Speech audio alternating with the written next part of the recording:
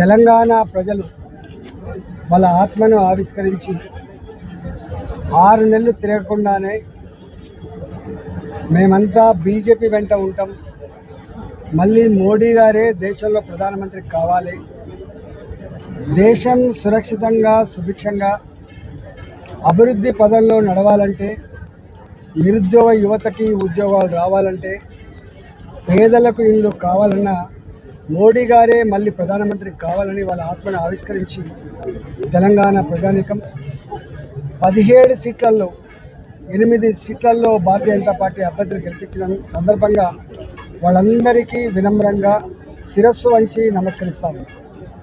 అందులో మల్కాగిరి ప్రజానీకం 7 నియోజకవర్గాలలో ఏ ఒక్క నియోజకవర్గాల్లో కూడా తగ్గకుండా అన్ని నియోజకవర్గాల్లో కూడా మెజార్టీనిచ్చి నిండు మనసుతో ఆశీర్వదించి, బిడ్డ మేమంతా నీ వెంటే ఉంటాం, నీ 24 సంవత్సరాల చరిత్ర మా కళ్ళ ముందు కదలాడుతూ ఉంది, నీ మీద సంపూర్ణమైన విశ్వాసం వస్తున్నావు, ఇచ్చిన హామీలు అమలు చేయి బిడ్డ, మాకు అందుబాటులో ఉండ బిడ్డ అని చెప్పి ఆశీర్వదించిందో తూచా తప్పకుండా దానికి కట్టుబడి ఉంటా అని చెప్పి వాళ్ళకు వినమ్రంగా విజ్ఞప్తి చేస్తున్నాం.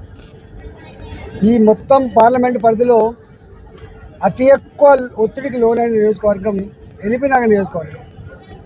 మా కార్పొరేటర్లు ఉన్నప్పటికీ, మా నాయకత్వం సమున్నతంగా ఉన్నప్పటికీ కూడా అనేక రకాల ప్రలోభాలకు గురి చేశారు, అనేక రకాల ఒత్తిళ్లకు కూడా గురి చేశారు.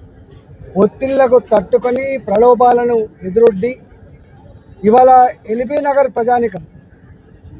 ప్రజానీకం పోలైన ఓట్లలో 2,79,000 పోలైతే 1,70,000 పైన ఓట్లు ఇవాళ భారతీయ జనతా పార్టీకి ఇచ్చి ఆశీర్వదించాలంటే ఎంత గొప్ప తీర్పు ఇచ్చిండ్రో.